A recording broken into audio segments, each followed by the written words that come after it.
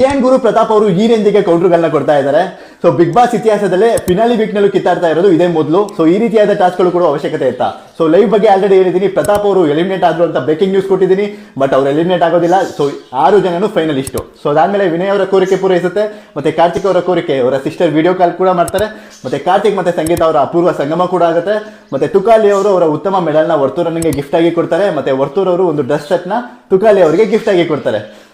ಆಮೇಲೆ ಸಂಗೀತ ಅವರು ಒಂದು ಜಾಕೆಟ್ನ ಗಿಫ್ಟ್ ಆಗಿ ಕಾರ್ತಿಕ್ ಅವ್ರಿಗೆ ಕೊಡ್ತಾರೆ. ಸೊ ಎಲ್ಲರೂ ಚೆನ್ನಾಗಿ ಖುಷಿಯಾಗಿರ್ತಾರೆ ವಿನಯ್ ಅವರು ಡಿನ್ನರ್ ವಿಶ್ ಪೂರೈಸಾದ್ಮೇಲೆ. ಸೊ ಅದಕ್ಕೆ ಎಲ್ಲರೂ ಕೂಡ ಡ್ಯಾನ್ಸ್ ಕೂಡ ಮಾಡ್ತಾ ಇದ್ರು ಲೈವ್ನಲ್ಲಿ.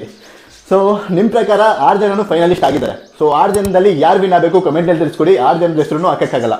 ನೋಡೇ ಬಿಡೋಣ ಯಾರಿಗೆ ಅತಿ ಹೆಚ್ಚು ಫ್ಯಾನ್ ಬೇಸ್ ಇದೆ ಅಂತ. ಸೊ ಕಮೆಂಟ್ ಬಾಕ್ಸ್ ನಿಮ್ಮದೇ.